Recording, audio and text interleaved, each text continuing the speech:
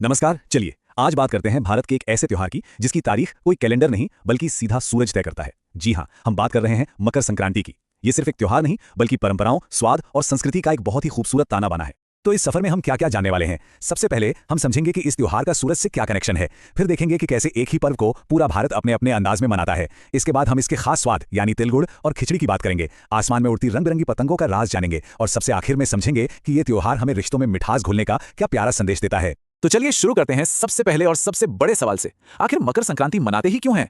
इसका जवाब किसी किताब में नहीं बल्कि सीधे हमारे सौर मंडल में छिपा है। देखिए, मकर संक्रांति असल में एक खगोलीय घटना है। ये वो खास दिन है जब सूर्य यानी कि सन धनु राशि को छोड़कर मकर राशि मतलब कैप्रिकॉर्न में एंट्री करता है। ज्योतिष और विज्ञान दोनों के लिए ये एक बड़ा मूवमेंट है जो हर साल ज्यादातर 14 या 15 जनवरी के आसपास ही होता है। और इसी दिन से उत्तरायण की शुरुआत मानी जाती है। इसका सीधा सा मतलब है सूर्य अब उत्तर दिशा की तरफ अपना सफर शुरू कर रहा है। दिन थोड़े लंबे होने लगते हैं और रातें छोटी। लेकिन इस खगोलीय बदलाव का हमारी परंपराओं से क्या लेना देना है, चलिए समझते हैं।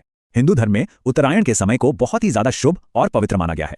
ऐसी मान्यता है कि इस दिन गंगा, यमुना जैसी पवित्र नदियों में डुबकी लगाने से सारे पाप धुल जाते हैं और पुण्य मिलता है। मतलब ये एक तरह से आध्यात्मिक रीस्टार्ट का समय है। अब जो चीज इस त्योहार को और भी ज्यादा खास बनाती है वो है इसका पैन इंडिया कैरेक्टर। मतलब एक ही एस्ट्रोनॉमिकल घटना लेकिन जश्न मनाने के तरीके इतने सारे। चलिए देखते हैं कैसे। जरा स्लाइड पर एक नजर डालिए। ये दिखाता है कि कैसे एक ही त्योहार भारत की सांस्कृतिक विविधता में घुल मिल जाता है। यूपी बिहार में इसे खिचड़ी कहते हैं तो तमिलनाडु में पोंगल मनाया जाता है। पंजाब में लोहड़ी का जश्न होता है तो गुजरात में उत्तरायण पर आसमान पतंगों से भर जाता है। नाम और तरीके भले अलग अलग हों लेकिन इन सबके पीछे का जो जोश और भावना है ना, वो बिल्कुल एक है, एक नई शुरुआत का जश्न। अब भाई, कोई भी भारतीय त्योहार खाने पीने की बात के बिना तो अधूरा ही है। तो मकर संक्रांति के भी अपने कुछ खास स्वाद हैं जो सिर्फ परंपरा से नहीं बल्कि मौसम से भी जुड़े हैं। इस त्योहार का स्वाद जुड़ा है तिल और गुड़ से। तिल गुड़ के लड्डू हो, रेवड़ी हो या फिर खिचड़ी, ये पकवान लगभग हर घर में बनते हैं। पर सोचने वाली बात यह है कि इन सभी चीजों में तिल और गुड़ पर इतना जोर क्यों दिया जाता है। इसके पीछे एक बहुत इंटरेस्टिंग वजह है और वजह बड़ी ही प्रैक्टिकल है। देखिए, तिल और गुड़ दोनों की तासीर गर्म होती है और जब आप इन्हें सर्दियों के मौसम में खाते हैं तो ये शरीर को अंदर से गर्मी और एनर्जी देते हैं। तो ये परंपरा सीधे सीधे हमारी सेहत से जुड़ी है। और खिचड़ी, खिचड़ी सिर्फ एक डिश नहीं है, ये एक भावना है। इस दिन खिचड़ी बनाकर दान करने की एक बहुत अहम परंपरा है जो हमें याद दिलाती है कि खुशी हमेशा बांटने से ही बढ़ती है। ये केयरिंग और शेयरिंग का प्रतीक है।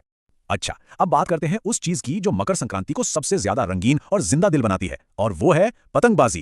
लेकिन क्या कभी सोचा है कि इसी दिन पतंग क्यों उड़ाई जाती है? ये सिर्फ एक खेल या मजा नहीं है, इसके पीछे भी एक बड़ी दिलचस्प वजह छिपी हुई है। गुजरात और राजस्थान जैसे राज्यों में तो मकर संक्रांति के दिन आसमान पतंगों से ढक सा जाता है। पर यह सिर्फ मौज मस्ती नहीं है, ये दिखाता है कि हमारी परंपराएं कितनी स्मार्ट हुआ करती थीं। पतंग उड़ाने के बहाने लोग घंटों तक सर्दियों की गुनगुनी धूप में रहते हैं, जिससे शरीर को मुफ्त में जरूरी विटामिन डी मिल जाता है ना। सेहत और मजे का एक शानदार कॉम्बिनेशन। और आखिर में इन सभी परंपराओं, पकवानों और रीति रिवाजों के दिल में एक बहुत ही गहरा और प्यारा सा संदेश छिपा है। महाराष्ट्र की ये कहावत इस त्योहार की पूरी आत्मा को एक लाइन में बयां कर देती है। तिलगुड़ घ्या आणि गोड़ गोड़ बोला। इसका मतलब है तिलगुड़ लीजिए और मीठा मीठा बोलिए। ये सिर्फ मिठाई बांटने की बात नहीं है, ये त्योहार हमें याद दिलाता है कि जैसे हम तिल और गुड़ की मिठास को एंजॉय करते हैं, ठीक वैसे ही हमें अपने रिश्तों में भी मिठास घोलनी चाहिए। आपसी प्यार और सम्मान को बढ़ावा देना चाहिए। और इस भावना को असल में प्रैक्टिस भी किया जाता है। इस दिन लोग अपनी बहनों और बेटियों के घर मिठाई, गुड़, कपड़े और दूसरे तोहफे लेकर जाते हैं जो रिश्तों की गर्माहट और प्यार का प्रतीक है। तो मकर संक्रांति सिर्फ एक त्योहार नहीं बल्कि एक रिमाइंडर है प्रकृति से जुड़ने का, रिश्तों की गर्माहट महसूस करने का और जिंदगी में मिठास घोलने का। और ये हमें सोचने पर मजबूर करता है कि हम इस तिल गुड़ की मिठास को सिर्फ एक दिन नहीं बल्कि साल भर अपने रिश्तों में कैसे बनाए रख सकते हैं।